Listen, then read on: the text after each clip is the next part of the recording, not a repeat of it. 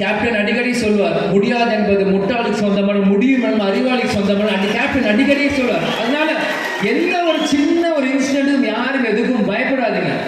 இன்னைக்கு நம்மளோட அந்த பையன் நல்ல மார்க் வாங்கிட்டான், நம்மளோட இந்த பையன் இந்த ஸ்டூடெண்ட் வந்து ஒரு நல்ல காலேஜில் சேர்ந்தான், நம்மளால அந்த காலேஜ் சேரக்கூட யாரும் எதுக்கும் பயப்படாதீங்க. A to Z இந்த 24 எழுதுனா இங்கிலீஷ்ல, A to அப் இதுதான் தமிழ். எல்லா காலேஜ்லயும் இதுதான். நீங்க எப்படி படிச்ச உங்க வாழ்க்கையை நீங்க பெரிய ஆளாக, அதுதான் முக்கியம். அதனால அவனுக்கு பெரிய கண்ணா யூனிவர்சிட்டியில படிக்கிறான், நம்ம கண்ணா யூனிவர்சிட்டி சீட் கிடைக்கல, அவனுக்கு ஒரு டீம்டு யூனிவர்சிட்டியில படிக்கணும்லாம் இல்லை.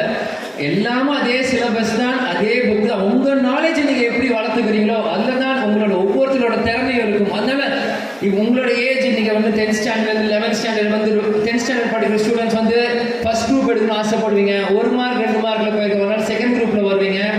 பயப்படாதீங்க. மெடிக்கல் எடுக்க முடியாட்டி பயோடெக் மெடிக்கல் எடுங்க. ஏதாச்சும் ஒரு விஷயத்தை நீங்க போயிடலாம்.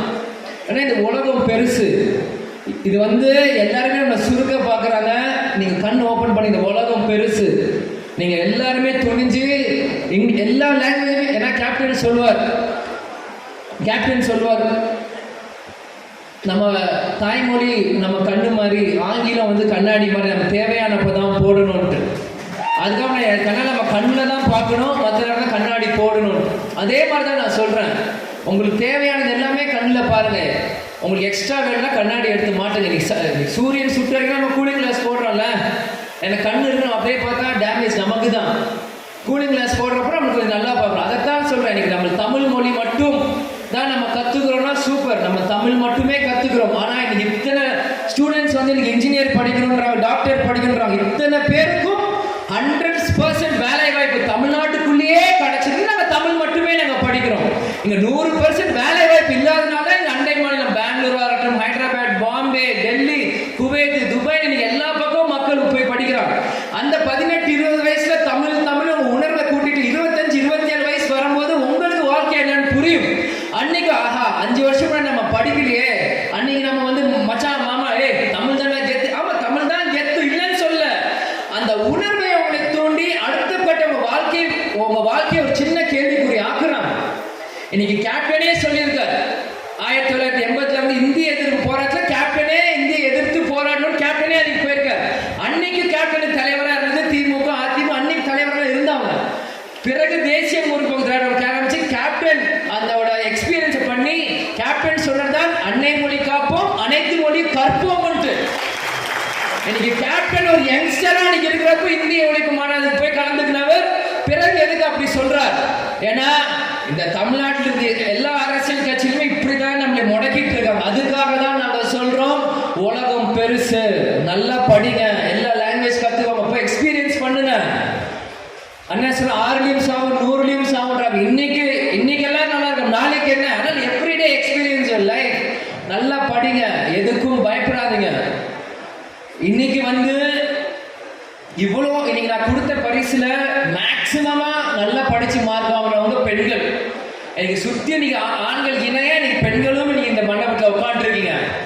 உங்க எல்லாருக்குமே நான் சொல்றேன், நீங்க எல்லா இடத்துலையுமே நீங்க வந்து ஒரு பெண் நம்மளுக்கு சப்போர்ட் பண்ண மாட்டாங்க, ஒரு பெண் முன்னாடி வந்து நம்ம இருக்க மாட்டாங்க. ஏன்னா எல்லாருனாலுமே போல்டா வெளியே வர முடியாது. சில பேருக்கு அந்த உணர்வு இருக்கும், ஆனா சில பேரை பார்த்துதான் அவங்களால வெளியே வர முடியும். அது இருக்க எல்லா லேடிஸ்க்கும், யங்ஸ்டர்ஸ், சின்ன பொண்ணுங்கள், தங்கச்சிமார்கள் எல்லாருக்குமே நான் சொல்லிக்கிறேன்.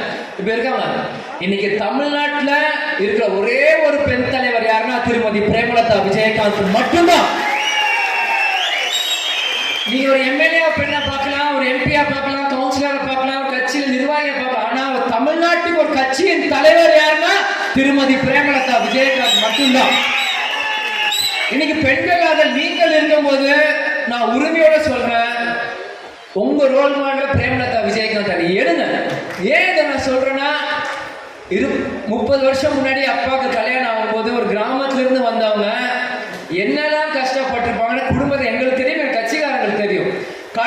கடந்த 10 வருஷம் கேப்டன் உடல்நிலை சரியில்லாதப்போ ஒரு புறம் கட்சி, அன்னைக்கு எங்களுக்குலாம் சின்ன வயசு, ஒரு பக்கம் கட்சி, மறுபக்கம் குடும்பம், இன்னொரு பக்கம் அவதூறு திருமதி பிரேமலதா விஜயகாந்த் எல்லாரும் வீசிட்டு இருக்காங்க. அப்போ ஒரு பெண்மணியா அவங்க எப்படி அதெல்லாம் தாங்கி இருப்பாங்கன்னு பெண்களாக நீங்கள் முதல்ல யோசிங்க. ஆண்கள் நீங்கள் பிறகு, பெண்களாக நீங்கள் யோசிங்க. இன்னைக்கு இன்னைக்கு நம்ம ஸ்டூடெண்ட்ஸ் சொல்றேன், இன்னைக்கு நம்ம அப்பாவுக்கு உடம்பு சரியில்லைன்னா நம்ம உடனே நம்ம பதப்படுத்தி போயிடும். நம்ம அம்மா உடம்பு சரி மாதிரி அந்த மாதிரி பெண்கள் வந்து ரொம்ப எமோஷனலி கனெக்ட். அவங்க வீட்டில் இருக்க ஆம்பளைங்கள் பசங்களுக்கோ அப்பாக்கோ தம்பிக்கோ அண்ணனுக்கு ஏதோ ஒரு உடம்பு சரியில்லைன்னா உடனே நம்ம பதப்படுத்தி போயிடும்.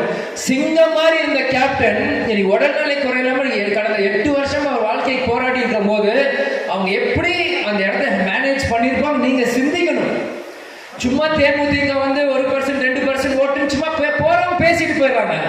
ஆனா தேமுதிகன்னு ஒரு கட்சி ஆரம்பிக்கும் போது இன்னைக்கும் நேற்று ஆரம்பிக்கல, 40 வருஷமா தேமுதிக கேப்டன் நடிகர் காலத்துல இருந்து கொஞ்சம் கொஞ்சமா சேர்த்து இன்னைக்கு வந்து பண்ணிருக்காரு. இன்னைக்கு இருக்க நடிகர்கள் எல்லாம் பாக்ஸ் ஆபீஸ் கலெக்ஷன் ஹிட் ஆனும் அது இன்னைக்கு ஏற்ற மாதிரி கதைகள் எடுப்பாங்க. ஆனா கேப்டன் நாட்டுக்காகவும் மக்களுக்காகவும் ஏழைகளுக்காகவும் நடிச்ச தலைவர் தான் கேப்டன். அவர் பாக்ஸ் ஆபீஸ் அன்னைக்கு ஓடுமையில என்ன தெரியாது, அவரோட சிந்தனைகளை கொண்டு வந்தார். அதுக்காக தான் சொல்றேன், இன்னைக்கு பெண்களாக நீங்களும் இருக்கும்போது ஜான்சி ராணி எங்க அம்மாவுக்கு யாரும் சும்மா பட்டம் பேர் கொடுக்கல.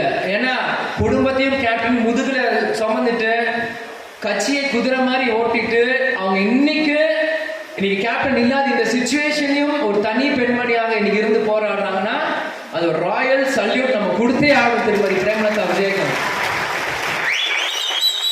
பெண்களாக நீங்கள் உங்ககிட்ட உரிமையோட உங்க அண்ணனா உங்க தம்பியா உங்க வீட்டில் இருக்க மகனாக நான் கேட்கிறேன், நீங்க போய் ஸ்ப்ரெட் பண்ணுங்க, நீங்க போய் இது பண்ணுங்க. இன்னைக்கு வந்து எல்லாரும் பக்கம் நம்ம பேசுறோம் தேமுதிகனா யார், இன்னைக்கு ஏன் நம்ம தேமுதிக சப்போர்ட் பண்ணணும் உங்களுக்கு தெரியும். இதுவரைக்கும் எத்தனையோ அவதூறு மேல தேமுதிக போட்டிருக்காங்க. ஆனால் ஊழல் செஞ்சு நிறுவனம் 2 கட்சியுமே நீங்க மக்கள் ஆதரவு கொடுக்குறீங்க. எந்த நிறுவனம் இல்லாத தேமுதிக மேல மட்டும் அவதூறு.